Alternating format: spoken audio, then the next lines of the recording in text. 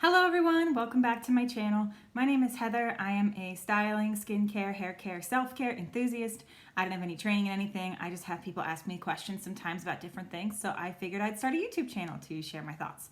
So today what I wanted to talk about is how to decorate and furnish your home with items from estate sales.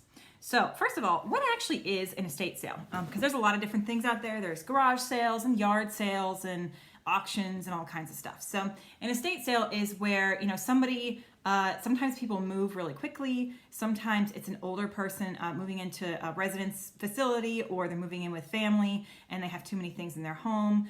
Sometimes, unfortunately, somebody has passed away. Sometimes there's like a divorce. But the point is, there is a house filled with stuff, and the person who is in charge of that house just wants to get rid of as much stuff as possible. So what happens is these companies come in and they price things out sort of based on different market values and what they think the thing can sell for. And then they set it up online to let everybody know who's, in the estate sale community. Like, hey, these are some sales that are coming up. This house, you're going to be able to come to this house at these particular hours on these particular days. And then you walk through the house and see what you want to purchase. So, I love going to estate sales. I had a friend of mine help get me into estate sales, and I've bought a lot of really cool stuff at them. A couple things about them is, number one, you can go to estatesales.net and plug in your zip code and then sign up for sales that are in your particular area. Or if there's an area where you're like, hey, I know this town 2 towns over from mine, I bet they're gonna have some really cool stuff or some really old stuff. It's much older. Like the town I live in is not super old, but 2 towns over is super duper old. So I might wanna sign up for sales that are like from that particular zip code. Or I might wanna sign up for sales that are within 100 miles of where I am instead of just 20 or 30 or 50 miles from where I am. And so you'll get these emails about, a couple times a week, usually the day before a particular sale starts, to say like, here's the address, here's all the rules, and here's some pictures for things that are at the sale. So, you kind of can't guarantee that you're going to get the stuff that's in the pictures because people might get there before you do. So you kind of have to go to sales with like your mind open, your eyes open type of thing. I always find things at estate sales that weren't on the website. So like, as long as the sale generally looks good, and it's not too far away, like you may as well just take a trip and go take a look at the stuff, because I always find things that aren't in the actual video, Well, sometimes they have a video, most of the time they have pictures. Some estate sales have a credit card minimum for you to charge credit card purchases, others don't. You definitely need to bring a truck or something for a larger purchase. So like if you want to go to estate sales to try and furnish your house or furnish somebody else's house, you're going to need a way to get those things away from the current home and to wherever you want to take them. So it's still going to be less expensive though, honestly, to rent a U-Haul and get some people and like get stuff. So furniture is pretty much the last thing to sell at an estate sale, unless it's something like super duper cool, like mid-century modern, or I've seen a couple card catalogs. They always go super quickly. They're always left over. Furniture is always left over. So like if you want a decent couch, like a leather couch, you can probably get one in an estate sale, and it's going to be pretty good. And you can usually tell when you go into somebody's house if they have destructive animals or if they haven't taken care of their things, just by the way the house is kept and the smells and that kind of thing. So like there's a town 2 towns over from me that's like, if I could get a couch from one of those, if I needed a couch, I would absolutely get a couch from one of these homes. And another great thing about estate sales is that you can haggle with some of these prices. So some people take the haggling as like an insult or something, but most of the time you can be like, hey, is there any wiggle room on these prices? I've been to probably a couple hundred estate sales at this point, and there's only been one time where somebody snapped at me and they're like, this isn't a garage sale. And I was like, gee, calm down. Sometimes the prices for things are set by the actual estate sale company that's coming in to do the sale and organize everything. And sometimes the prices are set by the actual homeowner. And so when the prices are set by the homeowner, it can be a little difficult because they think things are worth more than they are. And they think like, my secondhand stuff is, it's barely used, or it's this or it's that. And they like, if you can get the same thing new for 20% more, then you're overpriced, right? So I went to an estate sale once where records, like regular size records, were $10 a piece, which is just insane. Records are usually $2 a piece, and so keep in mind that the more you go to sales, the more you're going to learn about how much things in general should cost. And then, that's sort of the high end of things. I went to another sale where I got a weed whacker for my dad, and I think I got a little glass doohickey. I think I got 3 things, and I only had like $3 on me in cash, and they had a credit card minimum. I was like, can I just pay $3 for all these things? And they were like, sure, because I just want to get the stuff out of the house. And so as you get to know the estate sale proprietors in your area, you're going to be able to get to know like sort of who does what. So when I look through my emails, I can see like, I know this person is going to give me a good deal. I know this person's a pain in the neck, et cetera, et cetera. So, yeah. And basically when you go to buy stuff, you just have to keep in mind that there's like, you should look to buy things that don't have a huge time frame to them. So like if you need something immediately, you don't know if the thing's going to be there when you actually get to the sale. You don't know if you're going to be able to afford it because sometimes they don't put, well, actually most of the time they don't put the prices in the pictures. And so it needs to be something that's sort of like a chill, like I'll get it when I get it type of thing. So you can find a lot of really great stuff at these sales. I love stuff that has like a history to it. I know that's not everybody's like cup of tea because it's just, you know, a lot of it's going to be old. Like most of it is not going to be new. Granted, there are some houses that have a lot of new things in them. But you know, I like that old stuff sometimes. So I figured what I would do is show you all around my house and let you know what I've gotten from estate sales and some antiques I have as well. So just a note here, I am very lucky and privileged to be in the situation that I'm in. So my parents have helped me with a lot of different things over the years. And my family does have heirlooms to pass down to me. In fact, they sometimes have too many heirlooms they want to pass down to me.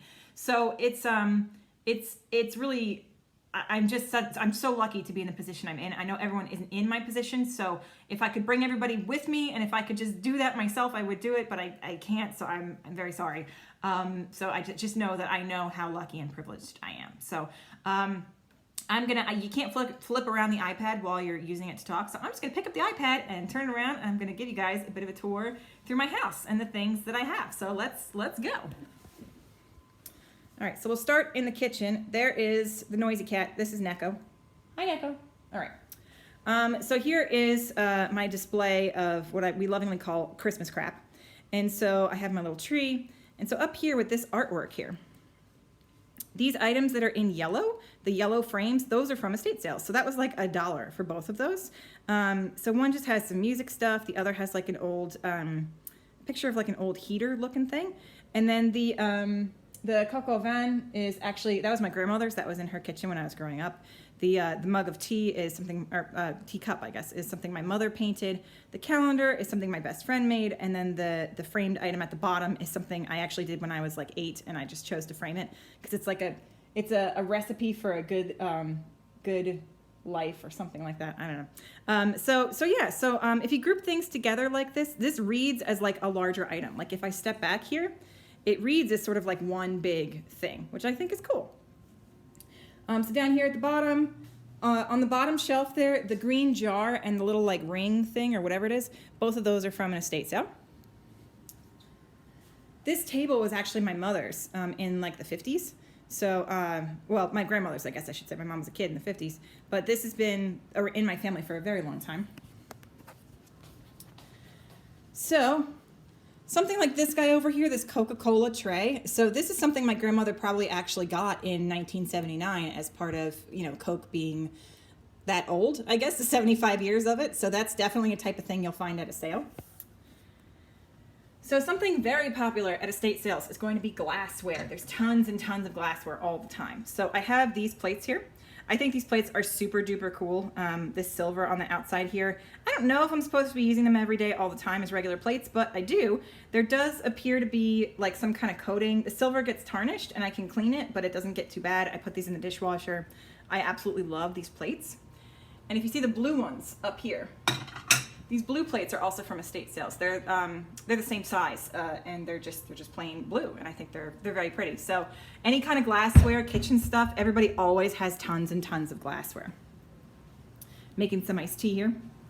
One of my favorite glassware items is going to be these guys right here. So these canisters, I've actually seen them in antique stores or something similar for like $150 a set. So you'll definitely find things like that that you got for a steal at an estate sale, and they're actually much more expensive. So these are in perfect condition. I do believe there was another one that was I think it was a super big one that I didn't end up taking, but this has the tea that I use most often in it every day. So I love these canisters so much. All right, so records. I mentioned before about sort of a record situation. All of these records, with the exception of one, are either from my parents or from an estate sale. And the table is from a sale as well. The record player itself is actually new. So this whole setup I probably got for about $100. So you can really, like, records are a very common thing to have at sales. Sometimes though, somebody will come in there and like buy all the records and as like a group, and they'll get a better deal on it. So it just, again, it depends on the timing. You can't have super high, like, I need this right now expectations for things, unless it's something that is going to be there at the end of the sale, typically, like larger furniture or like a piano. So this piano is not from an estate sale, but if you're looking for a piano, estate sales are excellent places to find them. Up here above the piano, this is actual vintage sheet music. So all of this sheet music is at least 100 years old, if not older. And so you can just get like a stack of sheet music for, people don't know what to do with it. You can get a stack for like $1. And then, that's what I did. I took the prettiest ones and I put them in some Target frames, and there we go. So this was very inexpensive to decorate my home in this way. And I think it's super cool. All right, so coming over here. Oh, this guy down here, this bookcase, it's actually on its side, and this is from an antique store. This is not from an estate sale, if we can see it. There we go. In an antique store, somebody's going to kind of curate things together, and then you're going to be able to go in the store, and those things are going to be marked up so that antique dealer can actually make some money on the things they're selling. So it's a little bit more curated and usually higher, well, not always, but usually higher quality items because somebody's already sort of done the legwork for you. But that means it's going to be more expensive for you as well. All right, so this is my coffee table. I love this coffee table so much. This is a real army trunk that my parents found on the side of the road, which I think is fantastic. So I shellacked it, and it's been my coffee table for quite a few years now, probably 15 years at this point. All right, so that tea kettle down there that I will never drink out of is from a sale, as well as the license plate. I've mentioned I live on the East Coast, so that's a cool plate to have. And then up here, despite the name of this, I think this is super duper cool, this typewriter. It actually came from a house that they had signs everywhere that said, like, this house is not haunted, and they were so insistent about it that I'm like, is it really not haunted? But yeah, I love this typewriter. I think it's super cool. This was a more expensive item, probably about $50, $60. So this little pillow right here, I'm pretty sure was handmade by the owner of the home that I was in, because she had a lot of different pillows that were cat-shaped. I didn't have as many Christmas decorations, so I chose to get this one. You'll find a lot of like slightly more subtle cat items throughout my house because I'm a cat person, but I try not to have cats like everywhere. This is a little bit more in your face. It's a little bit out of my comfort zone for decorating, but I still like it.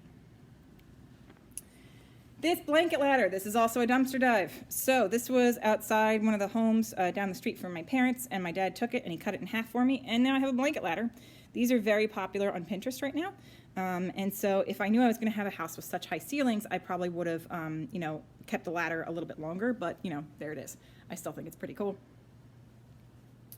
Probably one of my favorite things in here is going to be this guy right here. So this is actually a picture of a gate in Jerusalem. And the person whose house this was in, they were a photographer, and they had tons of their photographs stretched on canvas onto wood like this.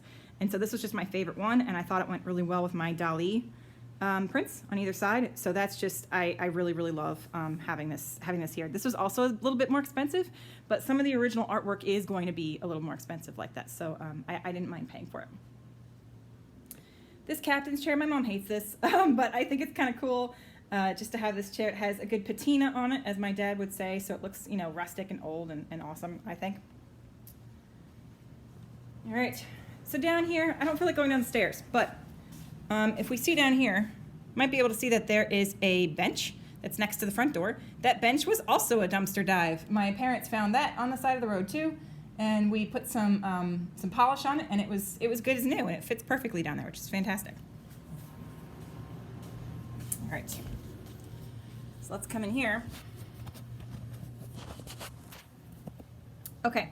This is what I call my dark academia corner. So this painting right here is actually from a local artist, and this was a difficult sale because they wanted to sell as much as possible, of course, but the owner had set the prices, and the owner wanted to get like a ridiculous amount of money for each of these paintings. which like my mom's an artist, I'm a musician, I understand wanting to pay the artist, but they were just like, there were thousands and thousands of paintings and none of them were selling because nobody wanted to pay the prices that were there. So it was really kind of sad. The reason I could afford this is because it's on a piece of cardboard. So it was marked down quite a bit because it's cardboard, it's not on canvas. So these candlesticks, I think, were also from a sale, but the sticks themselves were from my parents, a piece of driftwood. And then up here, this is actually from my mother's jeweler when she was a kid. It's a long story, but this was given by the jeweler at my parents' wedding. It was a wedding gift, so I just think this is cool. And this piece is from Goodwill. So this piece is made out of like actual wood pieces. It's not composite. It's not particle board smushed together. So that's something to look for when you're looking at furniture, like secondhand furniture, to see if it's like actually real wood and sort of what that looks like. You can tell on the inside by oh, that's Christmas presents, by like the joists over here. So the way this is connected, like they wouldn't have to do this if it wasn't real wood. All right. So now, kitten, over here, this is also a dumpster dive item, as well as this this table here. So this is from when I lived in a different state. And so this was in like literally the garbage. And I was like, what, huh? And I got a shade for it, and I just think it's fantastic. This was on the side of the road in my new neighborhood, and I just needed a table to go here. It didn't really matter like what it was, as long as it wasn't hideous. So that's why these guys are here. And I love this lamp. Everybody that comes here loves this lamp.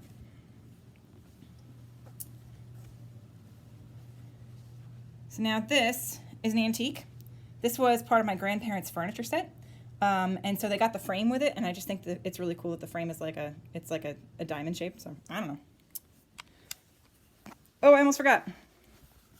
So this guy right here, this is from a sale where the owner of the home was Polish, and she had some Russian things as well as some Hungarian things. And I am Hungarian ethnically, and I'm very connected to my Hungarian grandmother. Well, I mean, she's been gone 25 years, but I feel very connected to her. And so once I told the gentleman who was proprieting the sale, what's that word? I don't know.